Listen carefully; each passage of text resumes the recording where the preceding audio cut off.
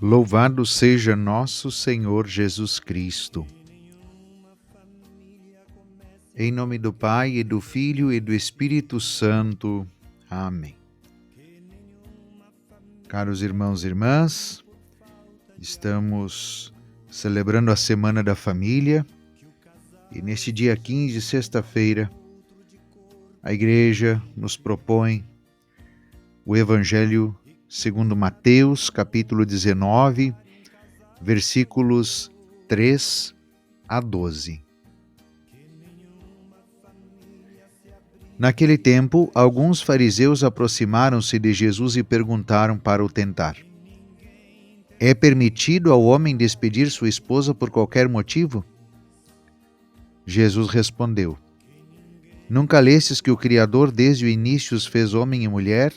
E disse: Por isso o homem deixará seu pai e sua mãe e se unirá à sua mulher, e os dois serão uma só carne, de modo que já não são mais dois, mas uma só carne. Portanto, o que Deus uniu, o homem não separe. Os fariseus perguntaram: Então como é que Moisés mandou dar certidão de divórcio e despedir a mulher?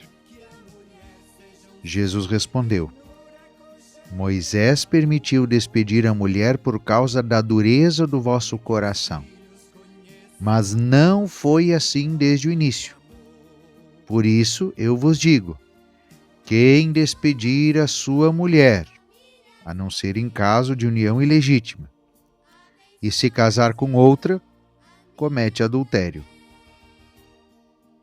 Os discípulos disseram a Jesus: Se a situação do homem com a mulher é assim, não vale a pena casar-se.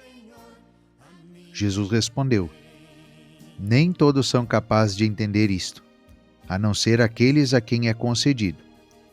Com efeito, existem homens incapazes para o casamento porque nasceram assim, outros porque os homens assim os fizeram, outros ainda se fizeram incapazes disso por causa do reino dos céus.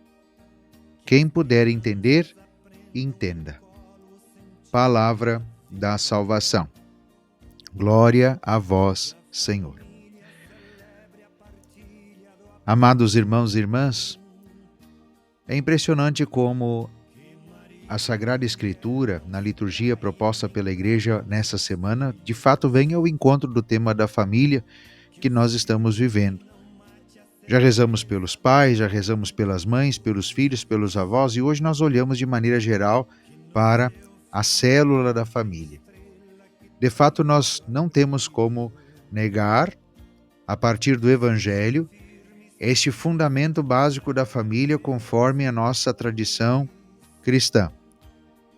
Nós sabemos que já lá no Antigo Testamento, como a gente viu agora aqui no Evangelho, a instituição familiar vem desde a origem, aonde o homem deixa seu pai, sua mãe, se une à sua mulher, se tornam uma só carne, e a partir desta união, a geração dos filhos, aonde se transmite a vida e aonde Deus continua realizando a sua obra e o seu projeto para o ser humano.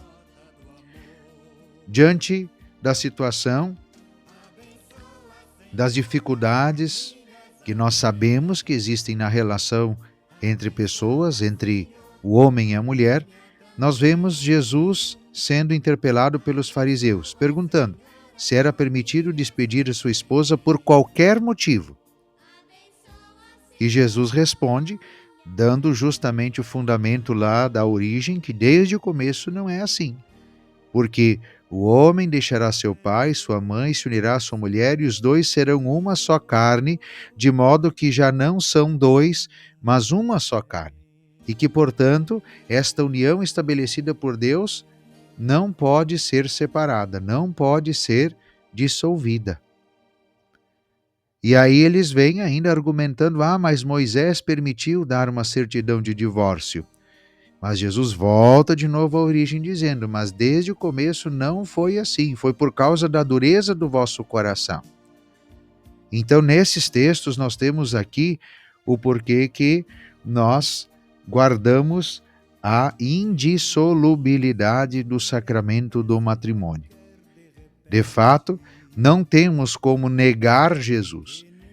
Sabemos que existem hoje também muitos questionamentos a respeito disso, e tem pessoas que vivem, né, ou até questionam o posicionamento da igreja ou dos cristãos a respeito disso, mas meus irmãos e minhas irmãs, para nós que vivemos a fé, quem não vive a fé, quem não vive a, a, a, a, a doutrina cristã, bom, né, vive como quer, mas nós que aderimos a Cristo e que pautamos a nossa vida pelo ensinamento de Cristo, o fundamento das nossas posições estão aqui, no que Jesus fala, no que Jesus nos ensina, no que Jesus nos adverte, no que Jesus nos orienta. E Jesus justamente está dizendo, por que Moisés deu o divórcio? Por causa da dureza do coração. Então, sim, nós precisamos olhar para o que Cristo fala e é baseado nisso que nós pautamos as nossas decisões. Então, claro que reconhecemos, existem situações, é evidente, em que, primeiro, pode acontecer que não haja um verdadeiro sacramento porque não houve liberdade, porque houve erro de pessoa, houve engano, houve falta de liberdade, né? Agora também houve situações em que, de fato, o casamento é válido, aconteceu, é sacramento do matrimônio, mas que para preservar a dignidade da pessoa, seja do homem, da mulher, dos filhos, é melhor a separação de corpos, é melhor o divórcio, né? Para preservar a dignidade da pessoa e da vida humana. Porque às vezes uma relação continuada, né, pode colocar em risco a vida e a dignidade das pessoas. E sim, antes de qualquer coisa, o que há de mais valioso para Deus e para nós é justamente a dignidade e a vida humana. Portanto, qualquer coisa que ponha em risco a dignidade ou a vida humana deve ser, então, tirado, separado, e aí vale muito mais a separação dos corpos do que pôr em risco a dignidade e a vida humana do homem, da mulher ou dos filhos. Agora, uma segunda, uma terceira união, bom, aí são outros assuntos que nós teríamos que trabalhar, que não é o momento, não é o que nós queremos nesse dia de hoje. E de fato tem famílias que vivem uma segunda união e vivem às vezes de maneira muito mais coerente e muito mais santa do que muitos que vivem uma primeira união que é legítima, mas vivem numa relação completamente conflituosa e longe daquilo que é o projeto de Deus para a família. Por outro lado, existe também uma diferença muito grande entre uma segunda união estável e uma terceira, quarta, quinta, sexta, sétima união, aonde as pessoas trocam de esposo, trocam de esposa, trocam de relacionamento como se troca de roupa a cada 2 meses, a cada 3 meses, a cada 6 meses. Não, né? São situações totalmente diferentes. Em todo caso, nós olhamos hoje para este evangelho e, para terminar essa reflexão, um convite a nós olharmos esta última parte do evangelho. Porque os discípulos também dizem, mas Senhor, se a situação é assim, é melhor então não se casar? Vejam que interessante. Os discípulos também viam que viver a situação do matrimônio, viver a relação entre homem e mulher e constituir uma família, não é uma tarefa fácil.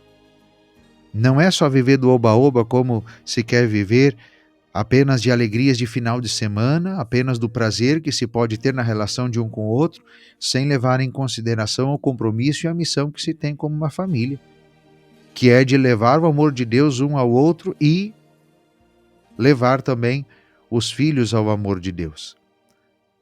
Então, é difícil, tem suas dificuldades, mas a graça de Deus recebida e vivida no sacramento do matrimônio torna possível aquilo que aos olhos humanos é impossível.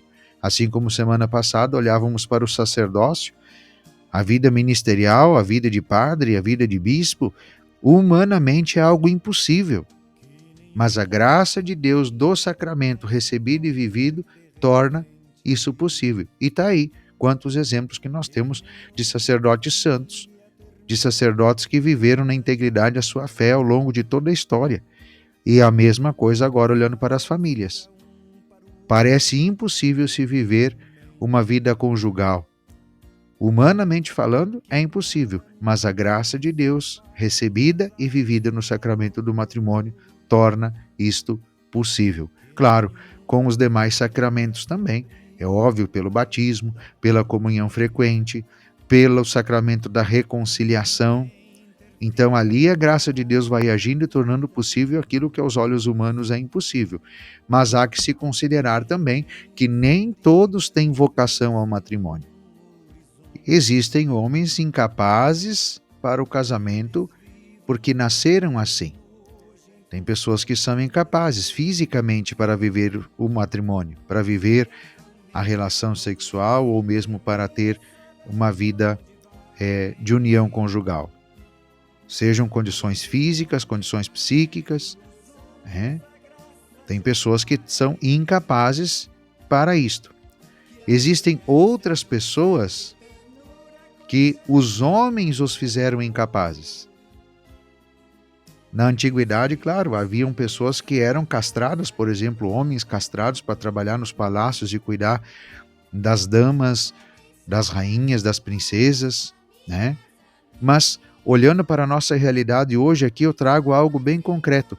Quantos hoje se tornaram incapazes do sacramento do matrimônio justamente por causa do antitestemunho daqueles que não souberam viver ou não fizeram as escolhas de acordo com aquilo que deveriam ter feito ao longo da sua vida? Quantos e quantos hoje não acreditam no sacramento do matrimônio e não buscam ele justamente porque olham para o testemunho de tantos que não vivem a fidelidade? E aí dizem assim, para que eu vou casar se a gente olha para os lados e vê tantos que casam e separam 3, 4, 5, 6 vezes ao longo de 10 anos?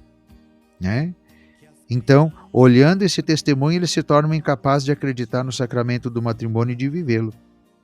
E existem outros que fizeram-se incapazes disso por causa do reino dos céus. E aqui entra a opção do sacerdócio, dos religiosos e religiosas, dos leigos consagrados nas comunidades de vida, nas novas comunidades que a gente tem agora, essa nova situação aí também de vivência de fé, essa novidade que os últimos tempos têm trazido para a vida cristã católica.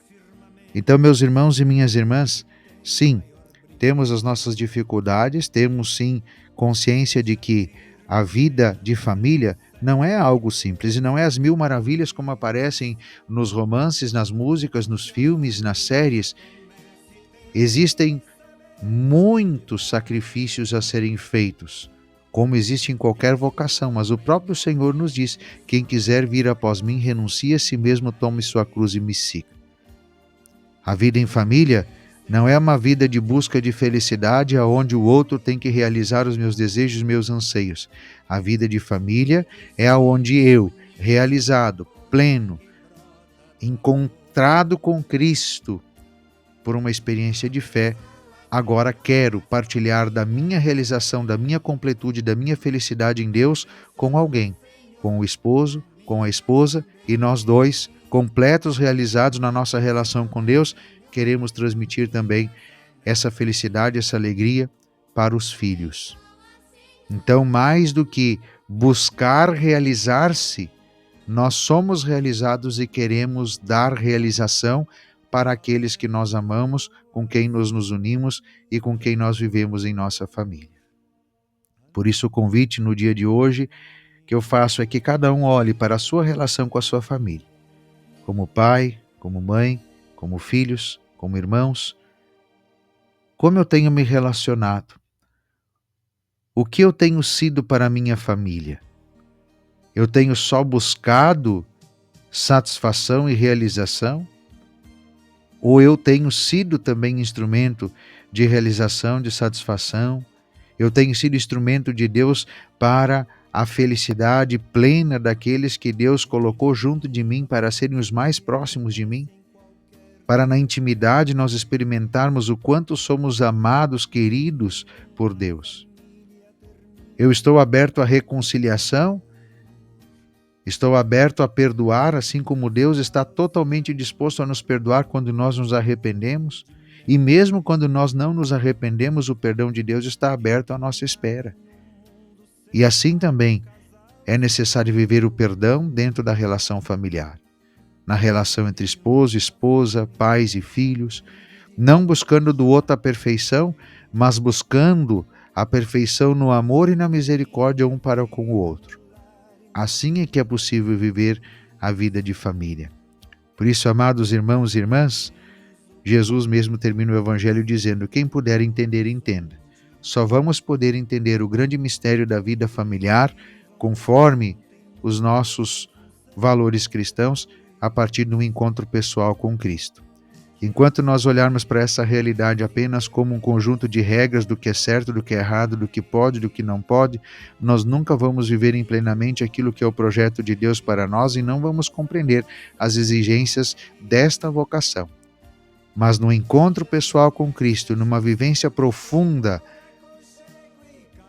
de experiência com Cristo, nós vamos percebendo que na nossa incapacidade humana de viver o projeto de Deus, entra a divina providência, a divina misericórdia e, acima de tudo, a caridade divina que nos torna capazes de viver aquilo que é impossível aos olhos dos homens. Por isso, juntos rezemos pelas nossas famílias, a oração da família. Senhor, nós os louvamos pela nossa família e agradecemos a vossa presença em nosso lar. Iluminai-nos para que sejamos capazes de assumir nosso compromisso de fé na Igreja e de participar da vida de nossa comunidade. Ensinai-nos a viver a vossa palavra e o vosso mandamento de amor, a exemplo da família de Nazaré. Concedei-nos a capacidade de compreendermos nossas diferenças de idade, de sexo, de caráter, para nos ajudarmos mutuamente, perdoar os nossos erros e vivermos em harmonia. Dai-nos, Senhor, saúde, trabalho e um lar onde possamos viver felizes. Ensinai-nos a partilhar o que temos com os mais necessitados e empobrecidos, e dai-nos a graça de aceitar com fé e serenidade a doença e a morte quando se aproximem de nossa família. Ajudai-nos a respeitar e incentivar a vocação de nossos filhos quando quiserdes chamar ao vosso serviço. Que em nossa família reine a confiança, a fidelidade e o respeito mútuo, para que o amor se fortifique e nos una cada vez mais. Permanecei em nossa família, Senhor, e abençoai nosso lar, hoje e sempre. Amém. O anjo do Senhor anunciou a Maria, e ela concebeu do Espírito Santo. Ave Maria, cheia de graça, o Senhor é convosco. Bendita sois vós entre as mulheres, e bendito é o fruto do vosso ventre, Jesus. Santa Maria, Mãe de Deus, rogai por nós, pecadores, agora e na hora de nossa morte. Amém. Eis aqui a serva do Senhor, faça-se em mim segundo a vossa palavra. Ave Maria, cheia de graça, o Senhor é convosco. Bendita sois vós entre as mulheres, e bendito é o fruto do vosso ventre, Jesus. Santa Maria, Mãe de Deus, rogai por nós, pecadores, agora e na hora de nossa morte. Amém. E o Verbo se fez carne e habitou entre nós. Ave Maria, cheia de graça, o Senhor é convosco. Bendita sois vós entre as mulheres, e bendito é o fruto do vosso ventre, Jesus. Santa Maria, Mãe de Deus, rogai por nós, pecadores, agora e na hora de nossa morte. Amém. Rogai por nós, Santa Mãe de Deus, para que sejamos dignos das promessas de Cristo. Derramai, ó Deus, a vossa graça em nossos corações, para que, conhecendo pela mensagem do anjo a encarnação do vosso Filho, cheguemos por sua paixão e cruz à glória da ressurreição. Por Cristo nosso Senhor. Amém. Glória ao Pai, ao Filho e ao Espírito Santo, como era no princípio, agora e sempre. Amém. Glória ao Pai, ao Filho e ao Espírito Santo, como era no princípio, agora e sempre. Amém. Glória ao Pai, ao Filho e ao Espírito Santo, como era no princípio, agora e sempre. Amém.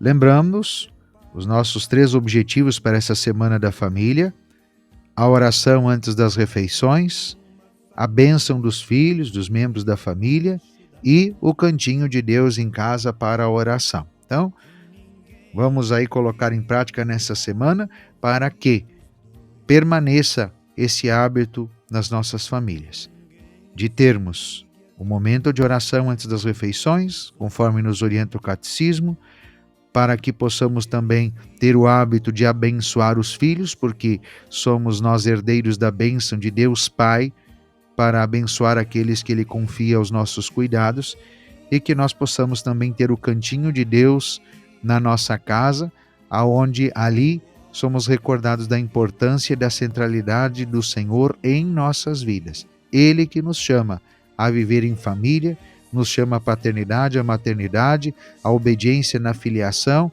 e também a escuta da sabedoria daqueles mais velhos que são nossos antepassados e que nos deixam uma herança maravilhosa de fé, de oração, também de cultura e, acima de tudo, na nossa vocação à santidade.